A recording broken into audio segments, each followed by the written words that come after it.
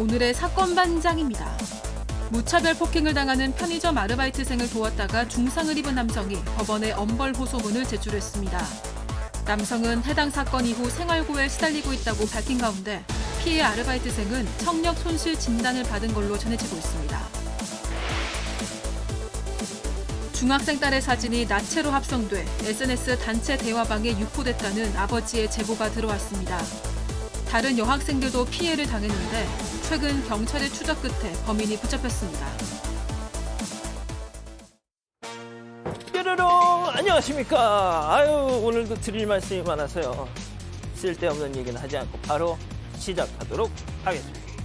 자, 진실 추적자 사건 반장 시작합니다. 벚꽃 축제가 지금 전국 곳곳에서 시작되다 보니 여지없이 또 바가지 요금 논란이 끊이질 않는데요. 자, 먼저 경주 벚꽃 축제 닭강정 되시겠습니다. 닭강정만으로도 지금 진짜 감지덕진데, 아 여기 봐봐, 감자튀김까지인데, 야 이게 고작 15,000원밖에 안 돼. 세상에 거저네 거저. 자, 다음은 말이죠. 서울 여의도 벚꽃 축제 제육 떡밥 되시겠습니다. 세상에 돼지고기 윤기 잘잘 흐르는 것 좀 보소 이거. 단무지 3조각. 그런데 이게 고작 10,000원밖에 안 합니다. 예? 사장님 흙 퍼서 장사하신 것도 아니고 이 정도면 자선 사업 아닙니까? 예. 단속 좀 하세요, 좀 제발 좀. 자, 오늘 출연자 소개 올리죠. 예, 좋습니다. 이자연 기자, 박지훈 변호사, 박상희 한국열린사이버대 교수, 양재열 변호사, 그리고 박준혜 수어 선생님 나오셨습니다. 안녕하세요. 안녕하세요. 예, 노인 주간 보호센터에서 일하는 실버 강사입니다. 사반 보면서 인생의 희로애락을 경험하네요 하신 정연희님. 사촌이 잠깐만요. 예. 죄송합니다. 아들이 학원 갔다 오면 엄마 보라고 맨날 사반 예약해줍니다 하신 하지혜님. 갑자기 암세포를 발견해서 광명중앙대병원 입원했네요. 집에서 저녁마다 사반 챙겨보던 때가 너무너무 그립습니다. 응원 좀 부탁드려요 하신 경현주님. 꼭 쾌차하십시오. 자, 중학교 입학한 큰아들 은우 화이팅하라고 해주세요 하신 현선희님, 제주의 진효정님, 도봉의 이종민님, 박희진님, 송병예님, 한지혜님, 박서영님 모두 사랑합니다. 자, 제가 노안이 와서요. 자, 재미는 물론 의리로 함께하는 아세사와 뉴세이 755. 예, 대한민국과 전 세계 동포 가족 여러분의 시선을 모아서 출발합니다.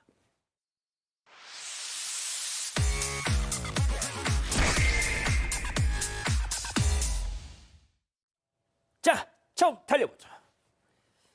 뭘까요? 볼일 보고 누누나나. 자, 사방가족께서 제보해 주셨는데요. 말이 필요 없습니다. 영상 만나보시죠. 자, 구석으로 다가가는 남성 자세 잡고 뒤를 슬쩍 보더니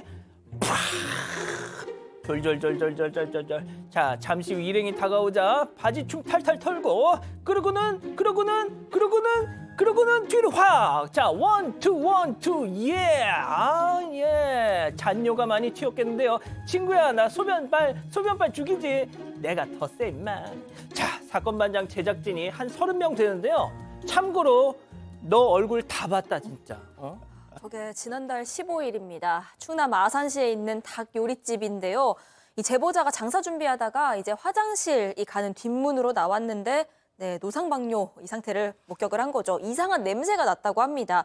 누군가 바깥에 놔둔 냉장고 옆에다가 소변을 넣었던 건데 이 냉장고가요 무려 300만 원짜리입니다. 가게 인테리어 바꾼다고 이날 잠깐 바깥에 놔뒀는데 그 사이에 이런 일이 생겼던 겁니다.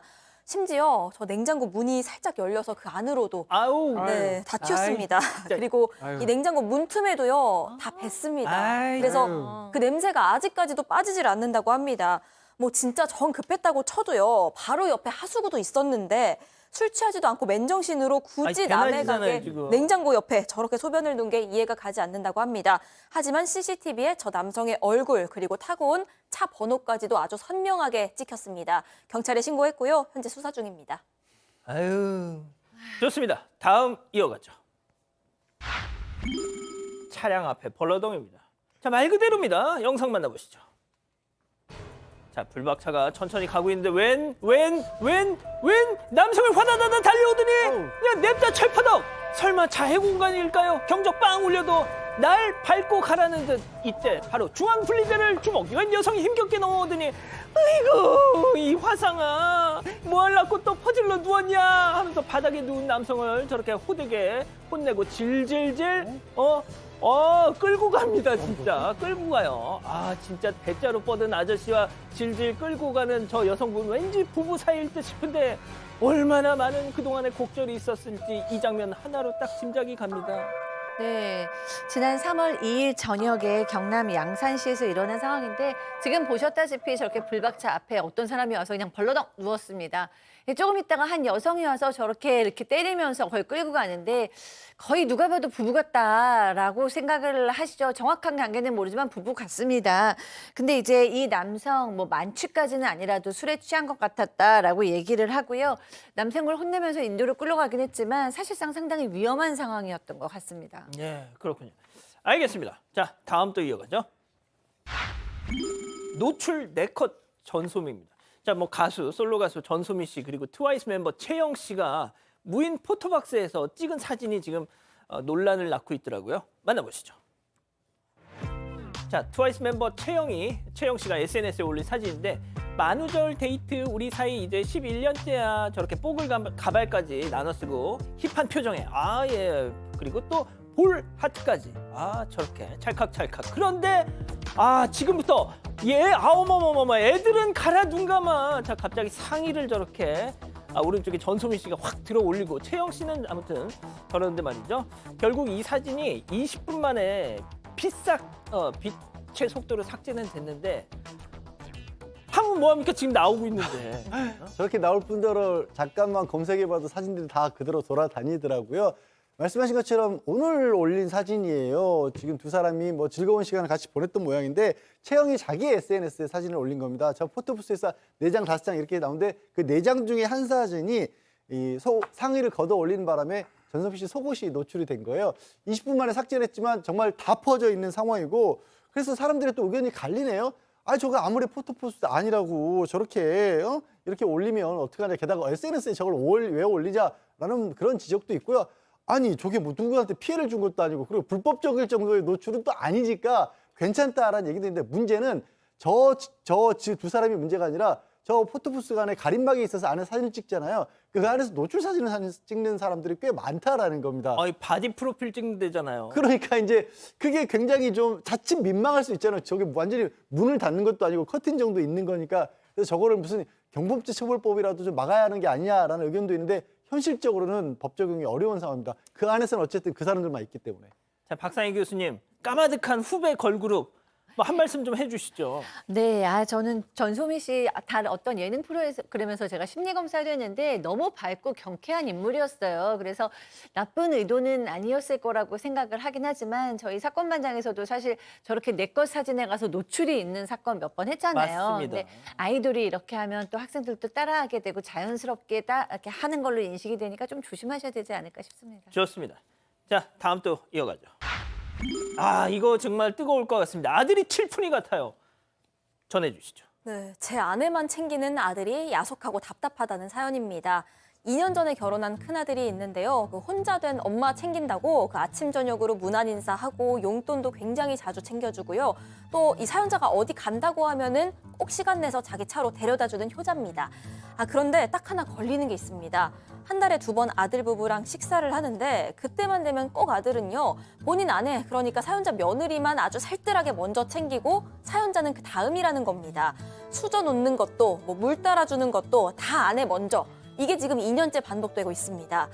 물론 사연자가 결혼 전부터요. 무조건 네 아내가 1순위야. 잘하고 살아. 이렇게 단단히 교육을 하긴 했습니다. 하지만 그건 그거고 이건 어떤 위아래에 대한 밥상 예절이 아닌가 싶기도 한데요.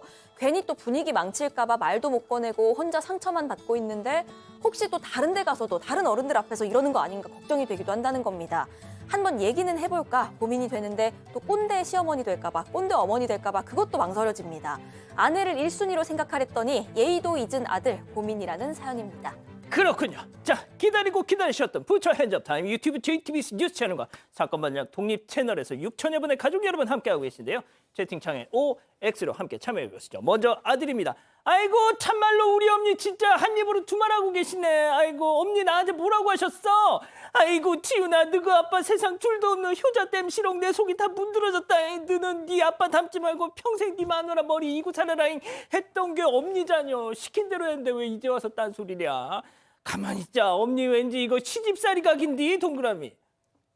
아 좋습니다. 저 이 구도 좋아요. 다음은 엄마입니다. 웜에 참말로 지훈이 이놈 이거 말하는 것 좀 보소잉. 내가 지금 이런 걸 낳고 미역국을 끓여 먹었다냐.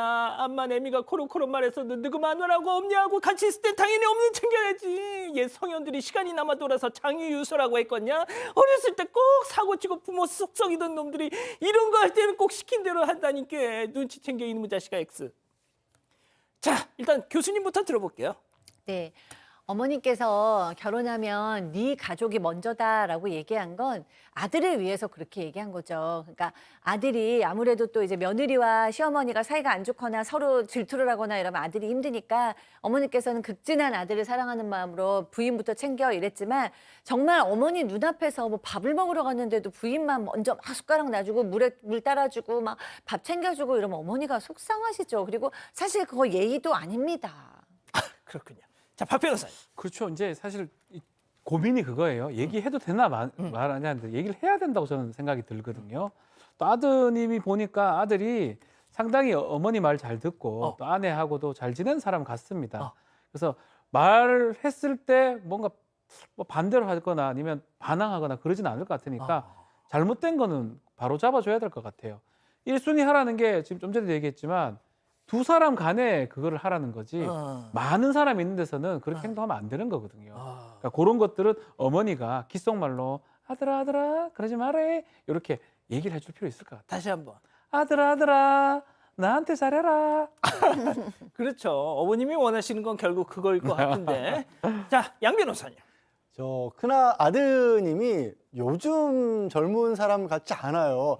아침 저녁으로 무난전화를 드린다고요? 저는 감동할 것 같은데요. 게다가 용돈도 꼬박꼬박 챙겨드리고 어디 나들이 갈 때도 저렇게 엄마를 살뜰하게 챙기는 거 보면 이 아드님의 마음은 뭐냐면 엄마하고 아들이 아직 더 정서적으로 더 가까운 거예요. 그러니까 엄마가 더 내 편이고 내 식구인 거고 약간 아직은 아내가 또 남의 식구인 거예요. 아들 입장에서는 예의를 차려야 될 대상이 아내인 거고 엄마가 시켰으니까 그렇게 챙기고 있는 거예요. 근데 하지만 좀 답답하죠. 어머님 걱정되시죠? 뭐가 걱정되냐면 나는 괜찮은데 남들이 쓴데도 저럴까 봐 걱정이시잖아요. 그냥 웃으시면서 야 아들아 우리끼리는 괜찮은데 다른 사람이 있을 때는 그러면 안 되는 건 알지? 라고 하면 그 정도는 충분히 아실 거예요. 정말 착한 아들이에요. 저는 근데 이 어머님이 나는 괜찮은데 너 밖에는 아니 내가 제일 중요해 지금 딱 보니까. 네, 저도 아들을 키워보는 입장에서 내가 정말 애지중지 키운 내 아들이 나는 그냥 뭐 먹든지 말든지 그럼. 두고 자기 여자친구나 자기 부인부터 이렇게 꼴보기 싫어. 챙겨주면 속이 다 뒤집힐 것 같습니다. 아니 문드러진다고 제가 그랬잖아요. 친해서 그런 거라니까. 친해서 편해서 엄마니까 애교 부리는 거야 그거. 됐어요. 엄마 나 잘하고 있지 이런 거야. 그렇습니다. 이렇게 뜨겁습니다 지금. 그래서 투표를 붙여봤잖아요. 네, 가족 여러분들 투표를 이 방송 전에 받아봤는데요. 45%가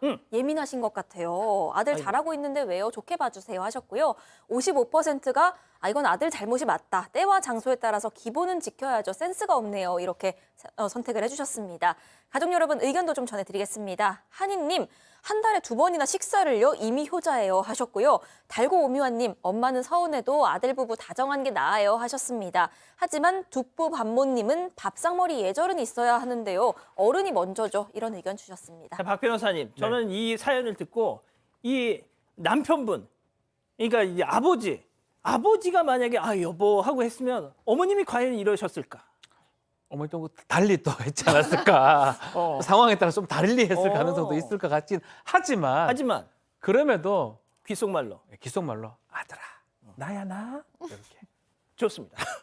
자, 사건반장 제보 메일과 카카오톡 사건반장 제보 채널에서는 이런 사연과 제보 많이 기다리고 있습니다. 자, 전북 완주군의 임대호님 보고 계시죠? 지난달 26일 오전 10시 전주시 인후동의 한 병원에서 진료를 마치고 집에 가려고 지하주차장에 왔는데 한 차량이 길목을 틀막 이 차에 남긴 연락처로 전화를 했더니 한참 뒤에 이제 막 40살쯤 됐을까 싶어 보이는 남녀 커플 아유 죄송합니다가 아니라 내년에 칠순 맞는 사연자님께 온갖 육두 문자를 버버버버버 참다 못해가지고 이런 후레 자식 놈들아 했더니 세상에 경찰까지 불러가지고 자, 그날 이후 젊은 사람들만 보면 그저 밉고 무섭고 일종의 트라우마가 생기셨다는데요. 자, 누군지 몰라도 당신의 남녀 커플 헤어지지 말고 꼭 백년하야로 하시기를.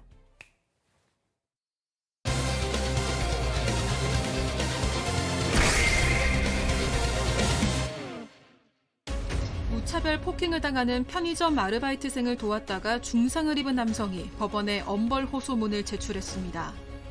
남성은 해당 사건 이후 생활고에 시달리고 있다고 밝힌 가운데 피해 아르바이트생은 청력 손실 진단을 받은 걸로 전해지고 있습니다. 이들에게 무슨 일이 있었던 건지 알아봅니다. 지난해 벌어졌던 사건인데요. 최근 피해자들의 정말 충격적인 근황이 전해지면서 다시 좀 수면 위로 오르고 있습니다. 먼저 어떤 사건이었는지부터 정리를 하고 가죠. 네, 지난해 11월 4일 자정이 넘은 시간이었습니다. 경남 진주시의 한 편의점에 20대 남성이 손님으로 들어옵니다.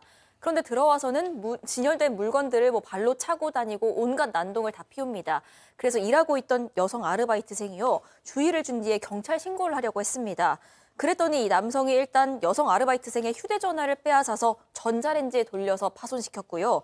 이후에 여자 아르바이트생에게 당신 머리 짧은 걸 보니까 페미니스트다 라면서 나는 남성연대인데 페미니스트는 좀 맞아야 한다 라면서 여성의 얼굴 등에 주먹을 휘두르면서 폭행을 시작합니다. 자, 그런데 이게 끝이 아니었습니다. 그 여성 피해자를 도우려던 다른 남자 손님 역시 무차별 폭행을 당했습니다. 네, 20대 아르바이트생이 폭행을 당할 때 그 편의점 안에 50대 남성 손님 박경석 씨가 있었습니다. 그 박경석 씨가 이걸 말리려고 중간에 끼어드니까 당신도 남자인데 왜 페미니스트를 도와주냐, 이게 무슨 말인지 모르겠어요. 하여튼 그러면서 박경석 씨 얼굴을 주먹으로 때리고 뭐 플라스틱 의자를 집어 아이고. 던지고 한 10여 분간 무차별 폭행을 했고요. 또 거기에 이제 박경석 씨 딸도 같이 있었던 모양이에요. 근데 폭행을 할 때 이 자기를 박경석 씨를 때리다가 다시 이 여성 아르바이트생을 때리려고 가면 그때마다 이 남성을 불러 세웠답니다.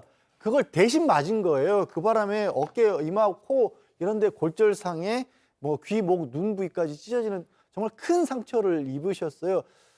저 남성 같은 경우 특수상해로 구속이 됐거든요. 요즘에 이제 폭력 사건으로 구속까지 가는 경우가 그렇게 많지는 않습니다. 굉장히 심하게 다치신 거예요. 자, 피해 여성은요, 당시 저 박경석 씨의 도움이 없었다면 정말 생명에 정말 위협이 될 지경이었는데, 자, 그 피해 여성분의 얘기 직접 들어보시죠. 내가 그때 어르신께서 안 계셨다면 죽었겠구나.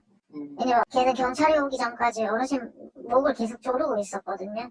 그러면 그 10분가량 되는 폭행의 시간 동안 저 혼자 맞았다고 치면 나는 죽었을 수도 있겠구나라는 생각을 했어요. 생명의 연인이라고 생각하고 미안하고 또 죄송하고 감사하고 그래서 그런 사과를 했더니 어르신이 그런 말씀하셨어요. 자기도 딸을 기다리고 있었대요, 편의점 안에서. 근데 딱 딸 같은 또래 애가 2배 되는 남성한테 얻어맞고 있는데 아빠 된 사람이라면 그걸 가만히 보고 있을 수 없었을 거다, 이런 식으로. 네가 미안해하면 그게 잘못된 거다. 자, 내 딸 같아서 아빠의 마음으로 저 상황에 팔을 걷어붙이고 들어가셨던 겁니다.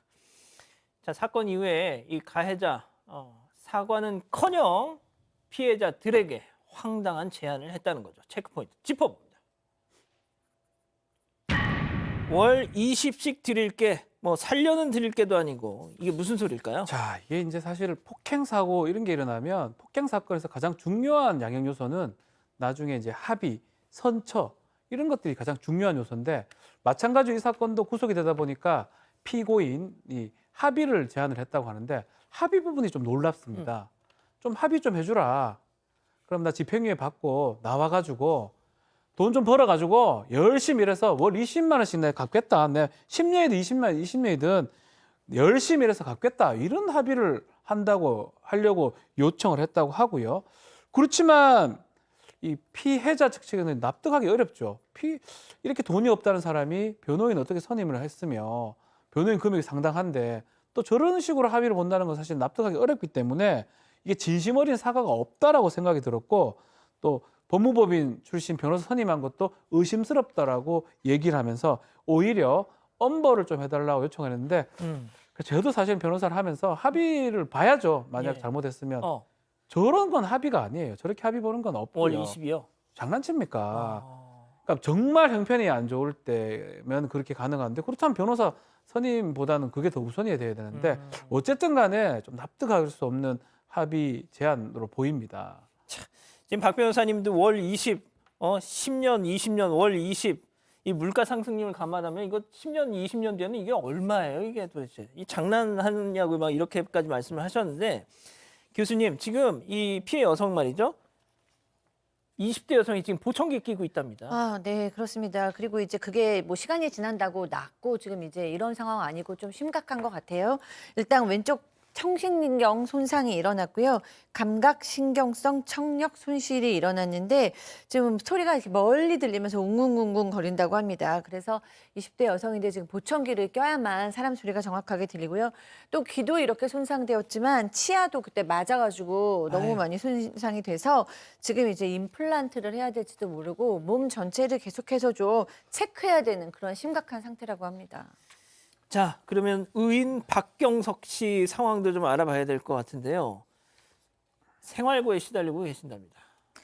네, 그 사건 이후에 뭐 병원, 법원을 오가는 바람에 이제 회사를 제대로 나갈 수가 없었고 이것 때문에 현재는 퇴사한 상태입니다. 결국 직장을 잃고 지금 생활고에 시달리고 있는 상태라고 하고요. 그래서 과거에 하던 어떤 전기 관련 일용직도 나가보고 또 인력사무소도 나가보긴 했지만 일거리가 많지 않았습니다. 그래서 현재는 가끔씩 저렇게 입주 청소 같은 걸 아르바이트 삼아서 하곤 있는데 이것도 꾸준한 수입이 되진 않습니다. 지금 이 1심 선고 공판이 오는 9일에 열릴 예정입니다. 이 박경석 씨는 법원에 엄벌 호소문을 제출했습니다.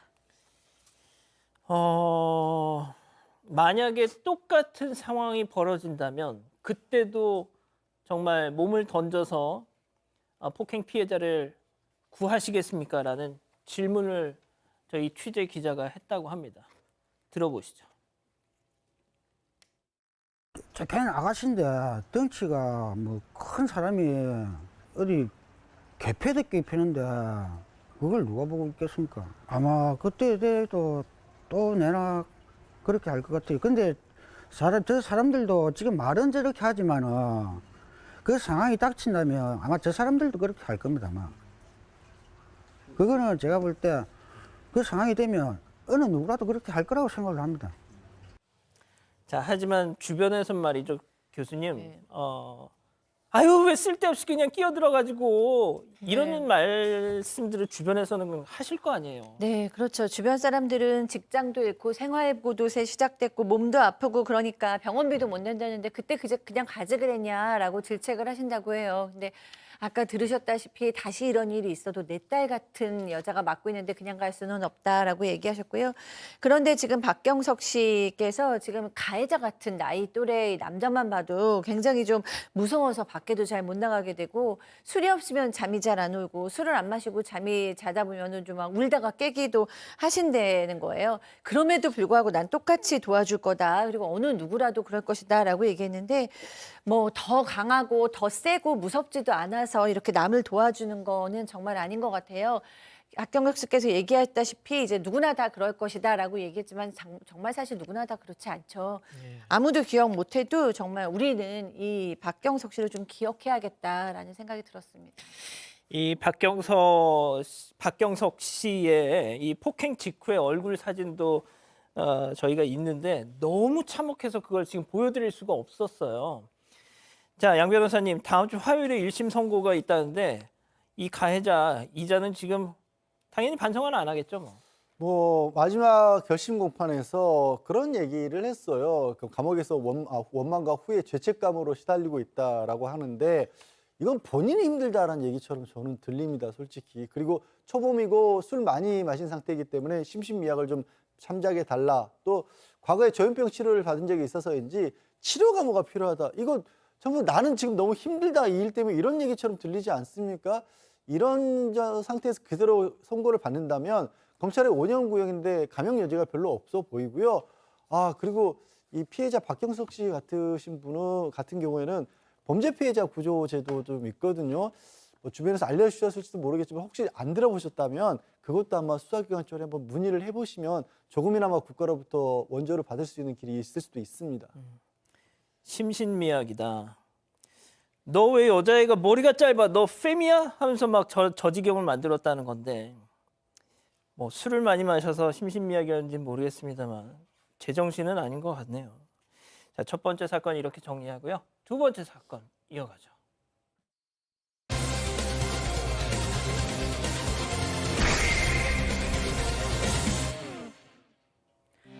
지난해 9월 수업을 마치고 돌아온 중학교 3학년 딸이 아버지에게 휴대전화에 저장된 사진을 보여줬습니다. 아버지는 사진을 보자마자 충격을 받아서 그 자리에 주저앉았다고 하는데요. 배경도 집이었고 얼굴도 분명히 딸인데 다른 사람의 나체 사진이 합성되어 있었던 겁니다. 아버지는 딸에게 대체 이 사진은 뭐냐고 물었다고 하는데요. 딸의 대답에 또 한 번 충격을 받았다고 합니다. 딸이 털어놓은 이야기는 무엇이었을까요? 자, 제보 사건인데요. 40대 아버님이 지난해 16살 딸이 당한 일을 제보하고 싶다면서 연락을 주셨어요. 네, 이게 지난해 벌어진 사건인데 당시에 딸이 중3이었습니다. 부산 사상구에 있는 한 중학교에 다니고 있었고 이날도 뭐 여느 때처럼 학교 마치고 집으로 돌아온 줄 알았습니다. 그런데 이날따라 이 딸이 제보자인 아버지에게 굉장히 머뭇머뭇하면서 다가온 겁니다. 그러더니 내가 좀 기분 나쁘고 이상한 일 당했다면서 휴대전화에 저장해둔 사진들을 보여줬는데 그 아버지가 이 사진들을 보고 깜짝 놀랍니다. 얼굴은 딸의 얼굴인데요. 다른 사람들의 나체 사진이 여기에 다 합성이 돼 있었던 겁니다. 자, 이야, 아버지는 놀란 마음을 진정시키고 딸한테 야, 너 이 사진 왜 갖고 있어? 누구한테 받은 거야? 막 추궁을 하셨답니다. 딸은 어렵게 입을 열었다고 하는데요. 아버님 얘기 직접 들어보시죠. 그 남자친구라는 친구가 옆에서 텔레그램을 하고 있더라 이거죠. 텔레그램에 대화들이 오고 가는 그 장면, 그 화면들을 휴대폰으로 움직이면서 다른 휴대폰으로 그걸 동영상으로 촬영한 걸 저한테 보내주더라고요. 내용들이 그냥 좀, 그렇죠. 그런 내용을 가지고 이제 성적 욕구를 뭐 충족시키는 그런 사람들인지 모르겠는데 그런 내용들이었어요. 그러니까 애들이 사진도 이제 얼굴에 합성되어 있고 배경은 우리 집이고 몸 신체는 다 우리 애 몸이 아니고 얼굴은 또 우리 애들 몸, 우리 애 친구 얼굴이고 보니까 제가 어림짐작 받은 게 한 40여 장 정도 되더라고요 보니까. 자, 양 변호사님, 이게 심각한 게 말이죠. 그 예전에 2000년대 초반 막 뭐 엽기 사진 뭐 이러면서 조악하게 합성하던 그게 아니에요. 요즘은 AI 완전 진짜 내 몸이야, 내 몸. 그걸 보신 분들도 있겠지만 이런 식의 어떤 음란 사진이 아니더라도요. 요즘 연예인 얼굴 사진 같은 경우도 그냥 이렇게 합성을 하면 뭐 제 얼굴과 다른 몸을 붙여놔도 예전에 말씀하신 것처럼 2000년대 초반에 이 목 주변이 뭐 어색하고 안 맞고 누가 봐도 딱 정확한 그런 수준이 아닙니다. 근데 정말 이게 너무 많은 사진들이 쉽게 만들어지는 상황인데 이 딸이 이걸 또 어떻게 입수하게 됐냐면 이런 거예요. 딸 아는 사람이 아니, 친구가 무슨 단체 대화방을 이렇게 봤는데 이렇게 들여다보니까 굉장히 야한 사진들이 많이 있다라는 거예요. 근데 문제는 여기가 SNS 단체 대화방이라서 그냥 누구든지 그냥 들어가서 볼 수 있는 곳이었던 모양입니다. 아이고. 그래서 들어가서 봤더니 거기에 저 딸의 음란 사진들이 합성된 음란 사진들이 쭈루룩 있었고요. 그걸 이제 휴대전화로 찍어서 딸한테 보내준 겁니다. 친구니까. 거기에 사진도 있고 동영상도 그런 식으로 합성하는 동영상까지도 있다고 합니다. 동영상까지. 자, 그런데 피해자가 한둘이 아니었다면서요? 그렇죠. 딸 얘기 들어보면 딸 친구들도 딸이 아는 사람들 사진도 발견이 됐다고 합니다. 그 뭐 문자를 했던 내용도 있긴 한데 딸이 받은 사진 중에는 자신의 친구들 합성 사진도 있다고 하고 최소한 피해자가 한 5에서 6명 정도 더 있는 것으로 지금 밝혀진 상황입니다. 자, 이 아버님이 단체 대화방에서 딸과 딸 친구들의 사진을 놓고 막 주고받은 대화 보시고 경악을 금치 못하셨다고 합니다. 네, 그렇습니다. 이런 막 걸 입에 담질 못하겠네요. 네, 그러니까 이 아버님께서 딸의 사진이 돌아다니는 것도 너무 화가 나셨을 텐데 그 딸을 두고 이제 막 평가를 하거나 음란성 발언을 하거나 뭐 음란 행위를 한다거나 이런 것들을 보면 얼마나 화가 나고 정말 거북하고 그러셨을까요? 그런데 지금 이 나체 사진뿐만 아니라 마치 성관계를 암시하는 표정으로 합성된 사진들도 있었고요. 그다음에 이제 이 단체 대화방에 있던 사람들은 사진들을 주고 주고받으면서 뭐 이 여성들을 평가하기도 하고 뭐 음란 행위를 권유하기도 하고 서로 그랬습니다. 이렇게 막 대화를 했는데요. 이게 지금 익명이기 때문에 누군가한테 책임을 부여하지도 않고 뭐 이렇게 뭐 윤리의식도 별로 없고 이런 상태에서 이렇게 희생자들만 뭐 거의 놀잇감이 돼가지고 이렇게 대화가 이어지고 있는데요. 이 아버지는 이거 문제가 너무 심각하다고 생각하고 결국에는 이제 고소도 하셨고요. 학교에도 알리고 그다음에 이제 경찰에서도 전담팀이 꾸려졌다고는 하는데 이 SNS가 워낙에 해외에 기반을 두고 있어서 있는 게 쉽지는 않을 거라고 합니다. 자, 아버님은 정말 이제나 저제나 범인 잡히기만 학수고대 기다리셨는데 고소를 한 지 5개월쯤 흘렀을까요? 경찰로부터 잡혔다는 소식이 왔답니다. 자, 도대체 그놈 누구요? 경찰한테 물었다는데요. 이런 답을 들었다는 거죠. 체크포인트 짚어봅니다. 아, 따님과 같은 학교 학생입니다. 네. 자, 고소한 이후에 아버지가 계속 경찰한테 범인 잡혔냐 계속 문의를 했다고 하는데 결국은 한참 지난 5개월 지난 이후에 범인이 잡혔고 검찰에 이제 송치가 됐다라고 얘기를 하는데 문제는 그럼 누구냐라고 얘기를 하는데 미성년자이기 때문에 이 범인의 이 피의자의 제대로 된 신원이나 이 얘기를 할 수 없다라고 지금 밝힌 상황입니다. 아버지가 사실 상당히 못 잡을까 봐 걱정을 하고 항상 그 사진을 가지고 있었다고 해요. 그러면서 상당히 불쾌해하면서 가지고 있었는데 나중에 확인한 바로는 미성년자이긴 한데 같은 학교 학생이다. 이 정도만 알려줬다고 합니다. 미성년자라서 구체적인 거는 모르지만 같은 학교 학생이었다는 거 확인을 시켰는데 결국은 학교 안에서 딸하고 마주치고 인사도 했을 것 같아서 또 그런데 이런 범행을 저질렀는 게 더 공포스럽고 더 흉복스럽다고 얘기를 하고 있습니다.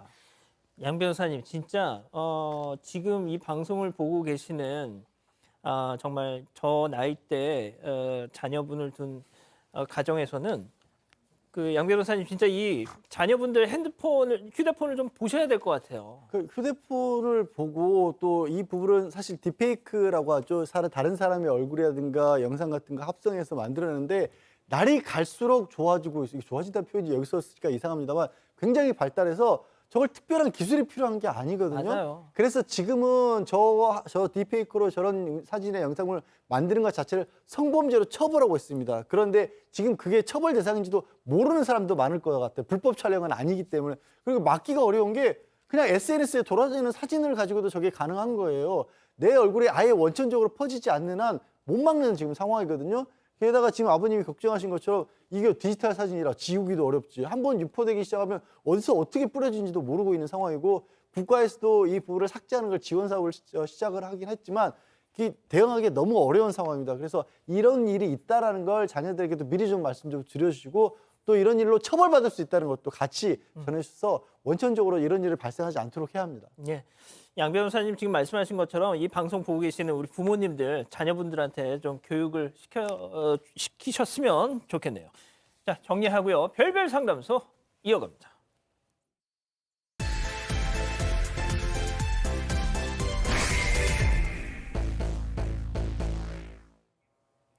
결혼 전부터 간이 좋지 않았던 남편. 약만 잘 챙겨 먹으면 괜찮다더니 약 대신 술을 들이붓질 않나. 보다 못해 아내가 한마디라도 하면 온갖 짜증에 폭언을 쏟아냈다고 합니다. 아픈 사람이니 이해해 보려다가도 그 화살이 어린 딸에게까지 날아가는 걸 보고 아내는 이혼을 결심하는데요. 그런데 이혼 소송을 제기한 이후 뜻밖의 난관에 부딪히고 말았다고 합니다. 대체 무슨 일이 벌어진 걸까요? 자, 현재 이혼 소송 중인 40대 아내분의 제보 사연입니다. 이 초등학생 자녀도 있기 때문에 정말 이혼을 결심하기 쉽지 않으셨는데 남편의 건강도 좋지 않다. 자, 시작하죠. 네, 동갑 남편이랑 결혼해서 초등학생 딸을 두고 있습니다. 이 남편이 결혼 전부터 간이 안 좋았습니다. 그런데 이걸 이 씨에게 그냥 숨기고 결혼을 한 겁니다. 나중에 알게 됐는데요. 뭐 그때도 그냥 약만 잘 먹으면 괜찮아, 관리하면 돼, 이렇게 얘기하더라는 겁니다. 그런 줄 알았는데 결혼하고 나서 약도 잘 안 챙겨 먹고요. 뭐 관리는커녕 술을 엄청 먹습니다. 친구들이랑 술 먹고 늦게 들어오는 일도 아주 부지기수였습니다. 그러면서도 또 본인 필요할 때는 간이 안 좋다는 이유로 나 너무 쉽게 피곤하다, 지친다, 몸이 안 좋다면서 집안일도 다 아내에게 떠맡깁니다. 그런데 시어머니도요. 남편이 몸이 안 좋은데도 바깥일 하니까 얼마나 힘들겠냐면서 집안일 시키지 말라고 아주 단단히 주의를 주고 그 덕분에 남편은 집안에서는 손 하나 까딱을 안 했다고 합니다. 아니 간이 안 좋으면 술을 마시지 말아야지. 그럼요. 술도 마시지 말아야 되고 건강 관리라도 잘해야 되는데 어. 뭐 이렇게 뭐 힘들다 누워만 있고 육아도 안 도와주지만 친구들이 술 먹자 그러면 이제 신나서 나가서 이제 술 아이고. 마시고 와서 다시 힘들다 피곤하다 누워 있는 거죠. 잔소리를 안 할 수가 없는 상황인데 문제는 아내가 잔소리를 하면 폭언이 이어집니다. 뭐라고 하냐면 네가 내 몸에 대해서 뭘 알아? 내 몸은 내가 잘 알아. 그러니까 계속해서 뭐 가만히나 있어라라고 얘기하는데 그걸 넘어서서 뭐라고 얘기하냐면요. 급기야는 너도 좀 아파야 돼. 너도 좀 어허, 아파봐야 돼. 이런, 이런 식으로 막말까지 합니다.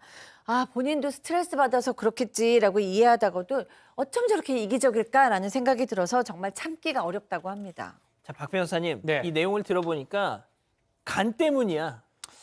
간 때문도 있지만 어쨌든 좀 잘해야 되는데 좀 잘 지내야 그걸 잘 못했던 것 같아요.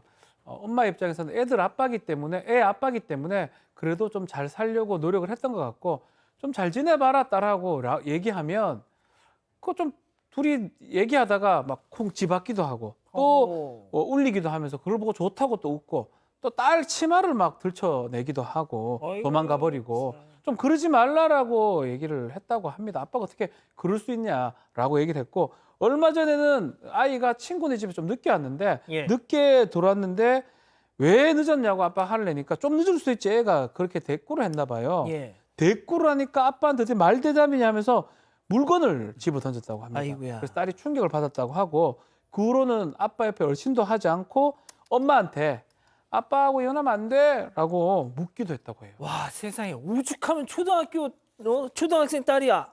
엄마한테 아빠랑 이혼해라고 할 정도면 이게 도대체 무슨 지경이에요, 이게? 그러니까 이게 정말 너무 철딱선이 없는 40대 남편인 거죠. 아내가 정말 어쩔 수 없어서 혹시 저런 사람이면 자기 엄마 말은 듣지 않을까 싶어서 시어머니한테 부탁을 했답니다. 아들 버릇 좀 고쳐달라고. 그랬더니 시어머니가 또 애가 몸이 아파서 그런 걸 어떡하냐고 또 아들 표를 자기 아들 표를 너무 짜증나다. 잘못 드신 거죠. 근데 정말 저 상태로 계속되다 보니까 이제는 병원에서 간 이식을 해야 될지도 모른다고 할 정도로 상태가 심각해졌고요. 그래서 그것 때문에 아예 일을 그만뒀다라고 합니다. 근데 이 소식을 들은 시어머니 설마 이 아내에게 설마 네가 간을 좀 줘야겠다 이렇게 됐다라는 거예요. 이게 무슨 뭐 이게 그냥 난- 부탁하는 것도 아니고 너무 당연하다는 듯이 얘기를 하셨다라는 겁니다. 지금 마침 시부모님들은 고령이시기도 하고 또 형제간이 있긴 한데 예. 또 각자 또 지병이 있대요. 그래서 이식이 또 어렵답니다. 나 이 얘기 나올 줄 알았어. 나 진짜 간이식 얘기 나올 줄 알았어, 내가. 그런데 이렇게 등살에 시달리다 보니까 결국 못 이겨서 검사를 받아보긴 받아봤습니다. 그런데 뭘 또 검사를 받으셨어. 그런데 또 다행이라고 해야 할까요? 이 어. 씨한테 지방간이 있어서요. 그 이식을 못 해주는 상황이었던 겁니다. 그런데 다행이네. 네, 이 말씀을 드리니까 이 시어머니가 너무 안타까워하시면서 약간 반 농담처럼 너 지금 거짓말하는 거 아니지? 이렇게 물으시기도 하셨다는 겁니다. 그러더니 네가 못 해주면 어디 가서 돈이라도 좀 만들어 와야 하는 거 아니냐? 뭐 친정 부모님이나 형제들한테 돈 좀 빌려봐라. 이런 식으로도 말씀을 하십니다.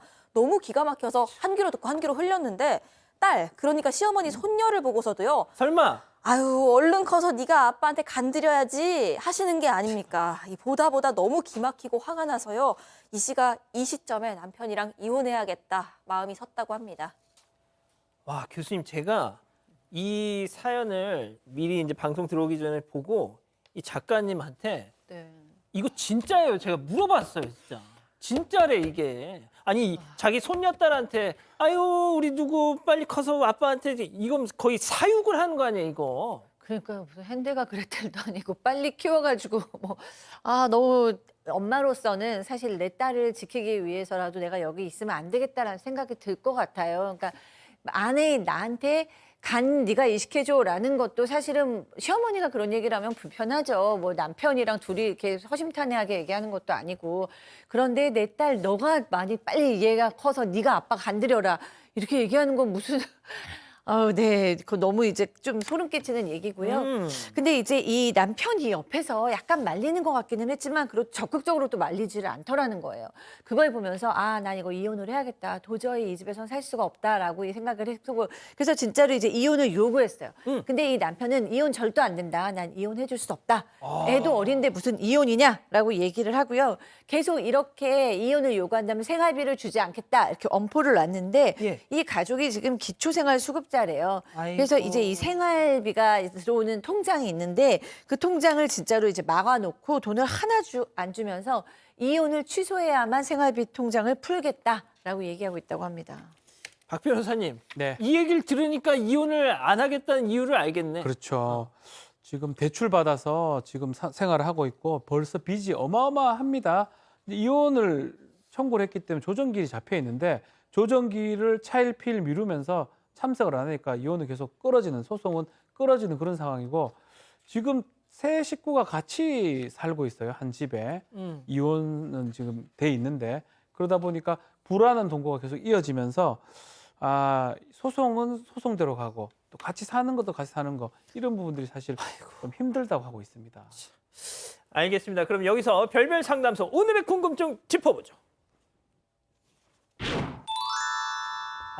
폭언 남편 이혼 계속 미루고 생활비도 끊었는데 빨리 끝낼 방법이 없냐 이렇게 물어보고 계십니다, 양 변호사님. 이혼 조정을 했는데 남편분이 안 나오니까 이게 소송이 그냥 미뤄진다고 생각할 수가 있는데 우리는 이혼 소송을 할 때 소송을 제기를 하더라도 먼저 조정을 하라고 법원에서 일부러 보냅니다. 그 시간이 필요한 시간입니다. 그래서 정말 하루가 급하신 마음은 알겠지만 소송의 절차가 그렇기 때문에 좀 늦어진다라고 그렇게 생각을 하시면 될 것 같고요. 모르겠습니다. 누구 선임해서 진행을 하시는지 어쩐지는 알 수 없겠습니다만 판사가 정확히 원하는 바를 가장 잘 준비를 해서 소송에 임하는 게 그냥 빠르게 진행시킬 방법이에요. 기초생활수급비라는 것 자체가 원래는 이 가족들 부양가족 숫자에 맞춰서 오기 때문에 남편이 일방적으로 저렇게 막을 수 있는 것도 아닌데 문제는 그게 말이 통할 상대 같아 보이진 않거든요. 지금 너무너무 어려우시겠지만 그래도 이 과정을 거쳐내는 것만이 답으로 보여요, 저는. 박 변호사님, 근데 네. 지금 형편이 좀 어려우셔서 변호사 이거 되게 장벽이 높지 않습니까? 그렇죠. 변호사 지금 좀 있어야지 도움을 좀 받을 수가 있는데 좀 형편이 좀 어렵다 그러면 이 공단 같은데 이제 무료 변론 신청도 좀 가능합니다. 또 그런 것도 좀 알아보시고요. 대한법률 대한구조공단 구조공단. 같은데 이제 무료 변론이 가능하고 또 소송 구조도 신청이 가능합니다. 자신의 그 생활 환경에 따라 가지고 그런 것도 좀 알아보시고 이게 통장 막 함부로 막 못하게 하는 거는 실제로 이게 형사처벌도 좀 어려울 것 같아요. 친족 상도에 적용되기 때문에 그래서 그런 부분까지 좀 고민을 해봐야 될 것 같습니다. 예. 자, 교수님. 저는 네. 지금 손녀 간 이 생각밖에 안 들어나 지금.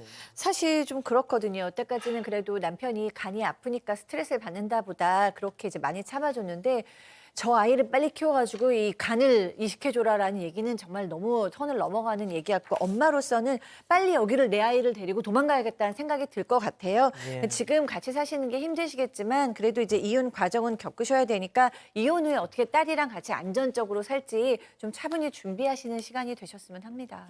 자, 우리 가족 여러분들 역시 간 얘기에 정말 충격을 받으셨어요. 네, 먼지님 저런 집구석에서 얼른 벗어나세요. 무슨 구미호들도 아니고 손녀간까지 노리다니요 하셨고요. 김정희님 이혼하시고요. 주민센터 가셔서 받을 수 있는 도움 있는지 꼼꼼히 알아보세요. 이런 의견 주셨습니다. H마토님 참 뻔뻔하기가 회심줄이네요 하셨습니다. 야, 자, 별별 상담소 이렇게 정리하고요. 글로벌 픽 이어갑니다.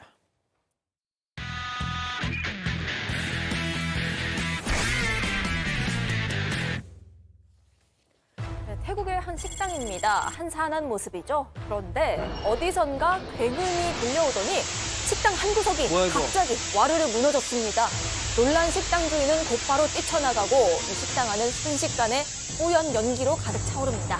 오늘 대만에서 지진 났다더니 연기가 거친 식당에는요 두꺼운 철근 하나가 떡하니 떨어져 있습니다. 식당 바로 옆 건물에서 날아든 건데 철거 중이던 건물이 벼랑간 무너지면서 이 식당을 덮쳤던 겁니다. 며칠 전부터 식당 쪽으로 기울어 있었다고 하는데 세상에. 고작 밧줄 하나로 고정해놓고는 그냥 방치하고 있었다고 합니다. 이 사고가 안 날 수가 없었던 거죠. 손님이 없었기에 망정이지. 네, 다행히 손님도 없었고요. 주인도 빨리 도망친 덕분에 다친 사람은 없었습니다. 이 당국은 2차 사고 막기 위해서 현장 통제했고요. 철거 작업 일체 중단시켰습니다. 러시아로 가보시죠. 버스 정류장에 있던 사람들이 어딘가를 보고는 화들짝 놀라는 모습입니다. 또 그리고 왜? 곧장 도망을 치는데요. 왜 또? 그 순간 무언가가 정류장을 향해서 날아듭니다. 이거 뭐야 이거? 자, 정류장을 덮친 것 설마 바로 저거? 저거? 버스였습니다. 온다. 저 멀리서 무서운 속도로 돌진하면서 차들도 마구 멈춰. 들이받고 있죠. 그 상태 그대로 이 사람들을 향했던 겁니다. 그리고 이 버스 안에 있던 승객들은 유리창을 깨고 그 밖으로 탈출을 해야 했습니다. 왜 저런 거예요 저거? 자, 안타깝게도 버스의 문제였습니다. 브레이크가 고장이 났던 건데 이 사고 때문에 차 8대가 크게 망가졌고요. 심지어 2대는 전소가 됐습니다. 이 사람들도 무사하지 못했습니다. 최소 10명이 크게 다쳐서 병원으로 옮겨졌습니다. 이 당국은 사고 수습과 원인 조사에 나섰고요. 가장 큰 원인으로는 이 노후화된 버스를 지적했습니다. 아이고, 다음은 미국입니다. 자, 열화상 카메라에 사람으로 보이는 뭔가가 절벽에 딱 붙어 있습니다. 구조대원이 헬기까지 동원해서 천천히 접근했습니다.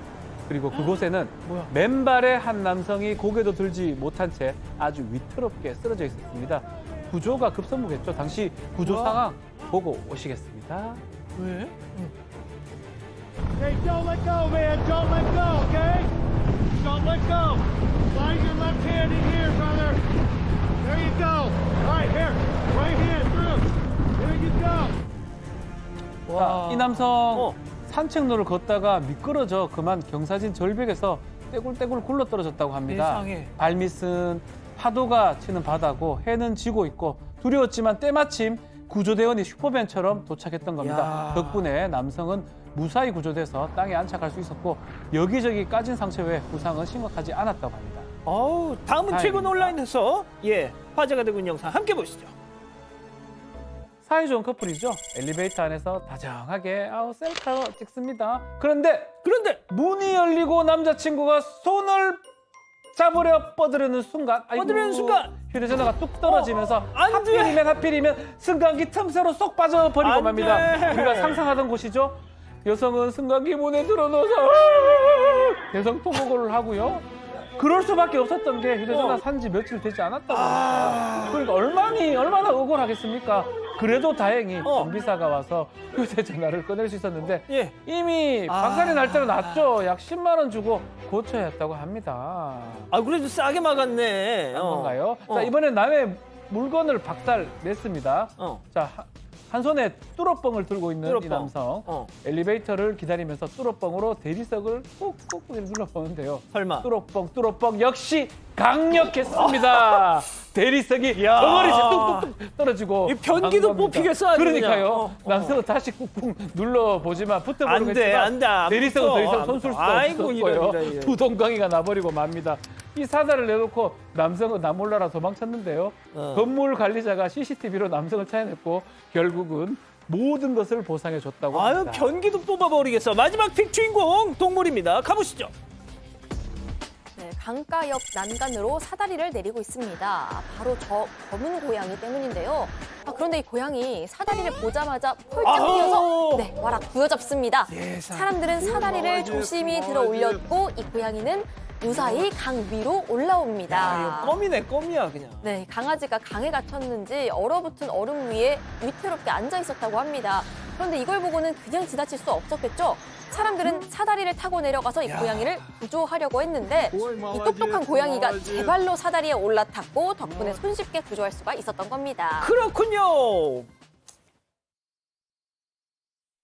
주노스 휘슬라이저. 어떤 길을 걷든 파워풀하게 차오르는 휘슬라이저의 쿠션입니다. Always hiking. 휘슬라이저. 네파. 세계주, 너에게 주어진 사명을 잊지 마. 나의 심장을 찾아줘. 세상 모든 판타지를 넘어 별이 되어라 2 지금 다운로드. 사랑하는 사건 반장 가족 여러분, 행복한 밤 보내시고요. 저희는 내일도 사반 750 저녁 7시 50분에 다시 옵니다. 안녕히 계십시오.